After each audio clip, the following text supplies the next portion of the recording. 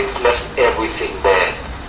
So if he left everything there, that means he had no money to move there. So maybe he had financial problems even before the government moved in. And something that Nancy Powell also pointed out. Have we ever considered maybe Bigger Biggs was having serious financial problems even before the government moved in? And it's a good cover-up? Is it a good cover? To say, well, I has always been successful in this thing, I have done very well. The only time I started having serious problems is when the government closed down.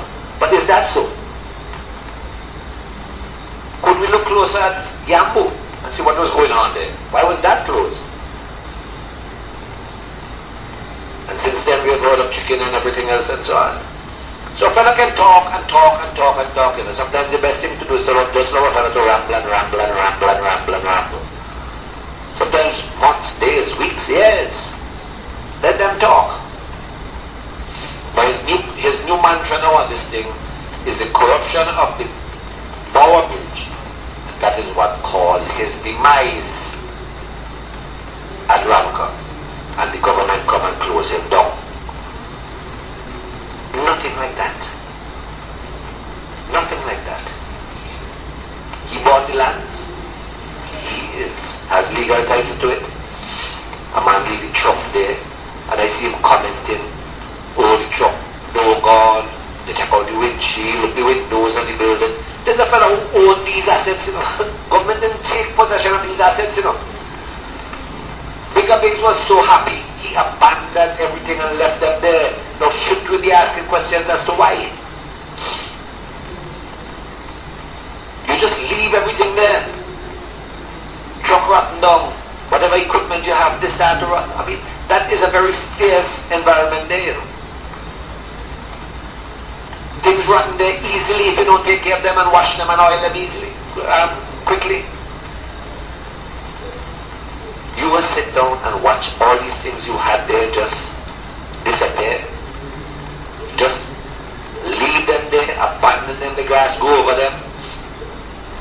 Instead of you spending a little time and try and restore the place, fill the conditions, or move it. I mean, what are you going to do?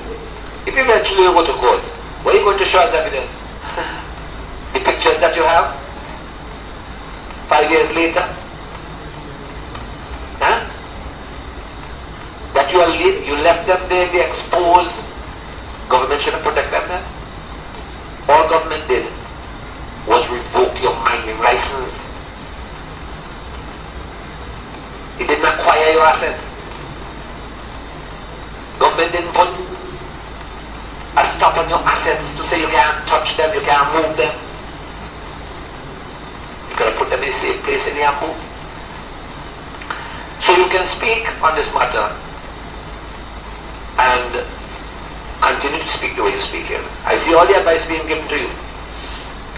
And I think eventually common sense will prevail. I think I heard enough of this thing for the years, the past 3, maybe 4 years. And I thought that it's best that I make a few comments on it and not to get into too much detailed discussion. That's why I left it for last, so that I wouldn't have too much detailed discussion. I don't want to go into the legal ramifications and all of that. I just wanted to bring certain points across to you on this matter. So when he speaks next, I'm sure you're going to get a lot of these clips, and you yourself would have the clips on certain. Maybe I'll expand on it further at a later time, but it's already after 10.